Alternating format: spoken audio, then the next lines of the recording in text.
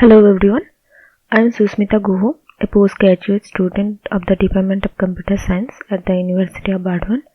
I will be presenting a paper titled Formal Verification of Safety Critical Systems, a case study in airbag system design, co-authored by Dr. Akash Nag and Professor Rahul Karmakar. Let's first discuss what safety critical systems are.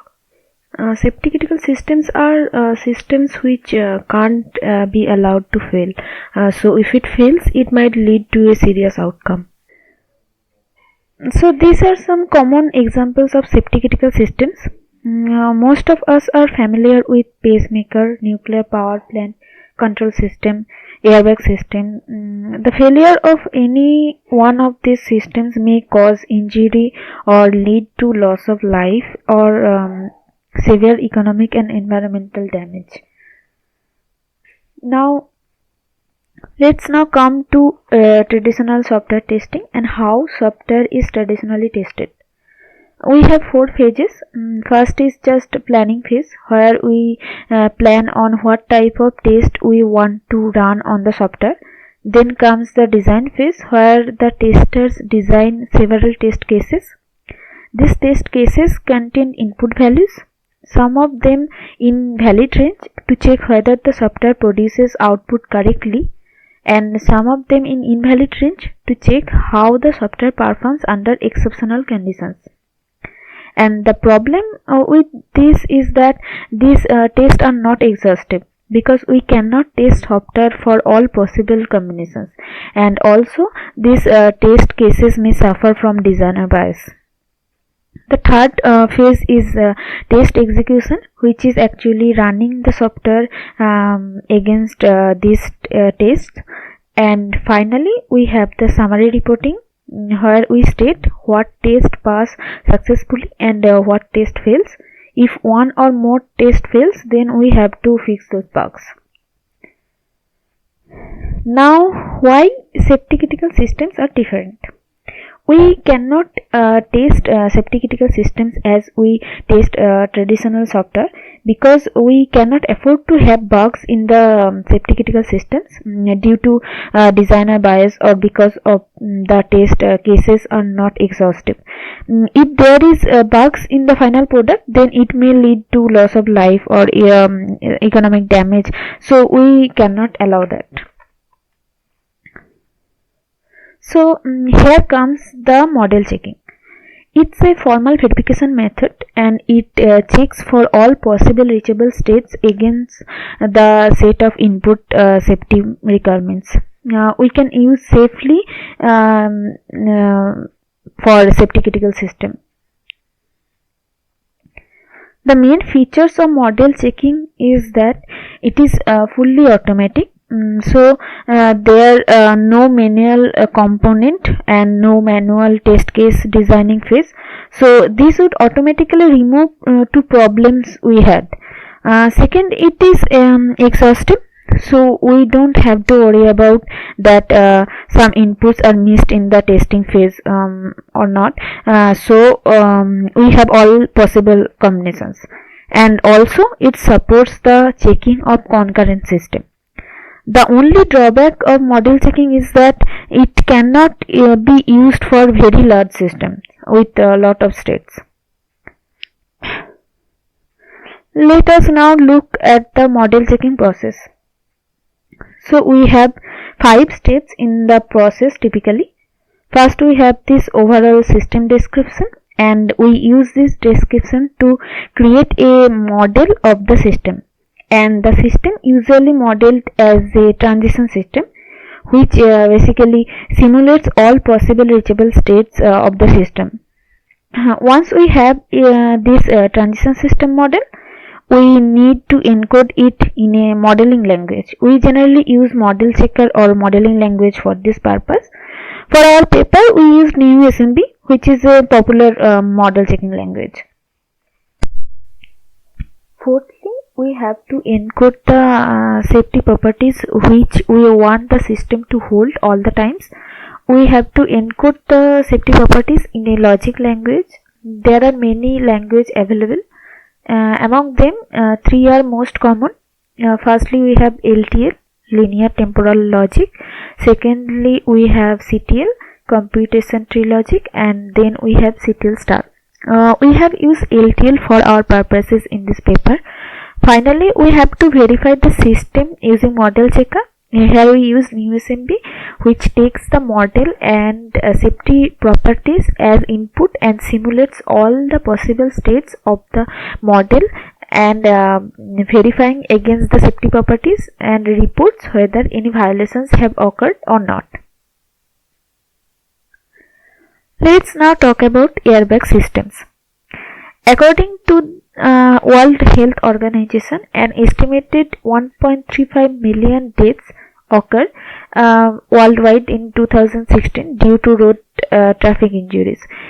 NHTSA say that the combination of an airbag and seatbelt reduces the risk of death in frontal crashes by 61%. So we can see it is a very important and widely used safety critical system.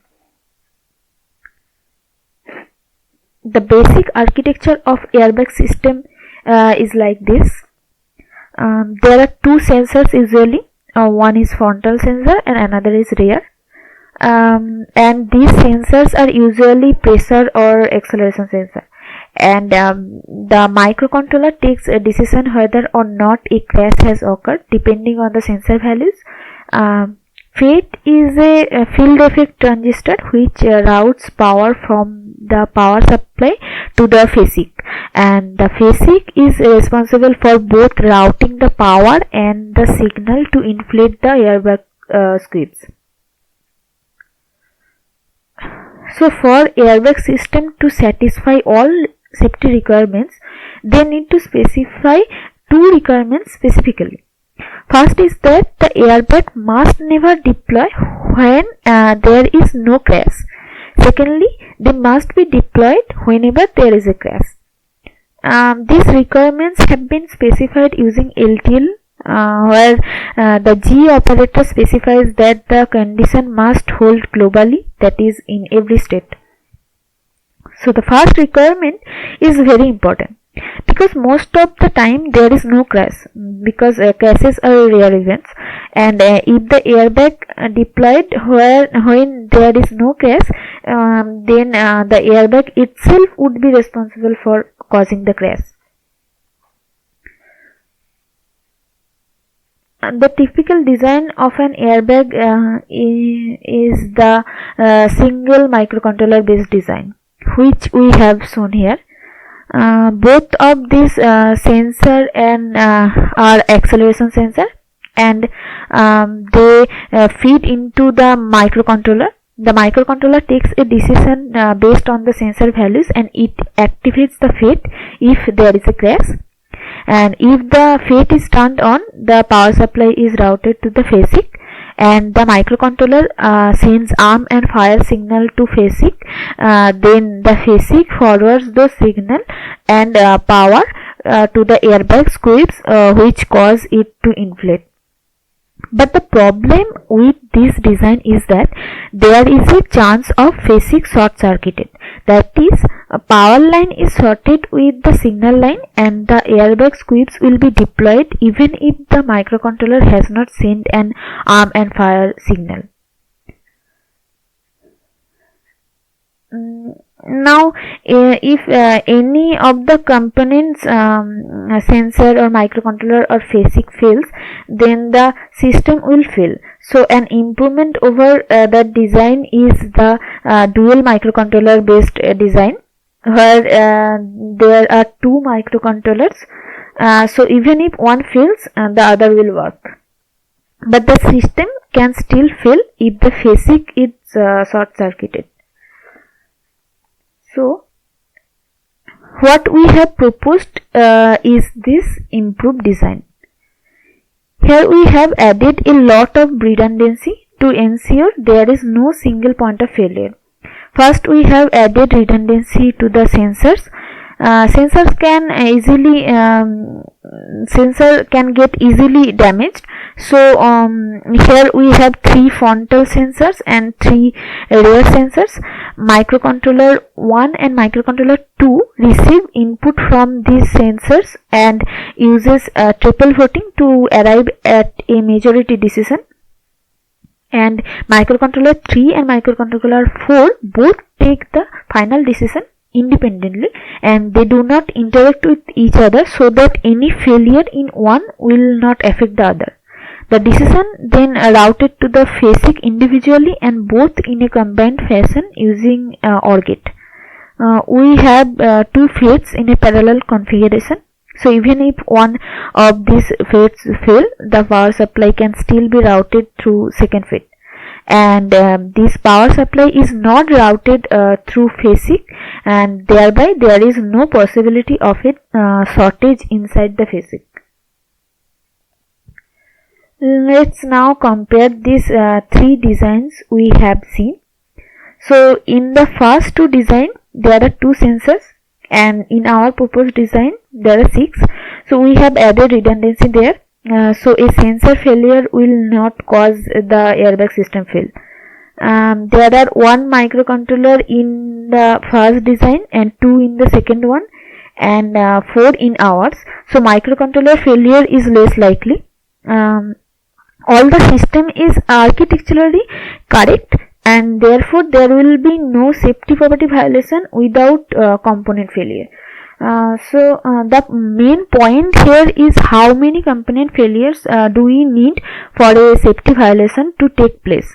So in both the earlier design we need only 1 component failure, but in our proposed design at least 2 components must fail. The chances of 2 or more components failing together is a very low possibility. So our system is safer than the previous 2 systems. The only disadvantage of our design is that due to the added number of components, it increases the complexity of the architecture and also the cost. However, this added cost is a small price to pay for saving thousands of lives each year. Thank you.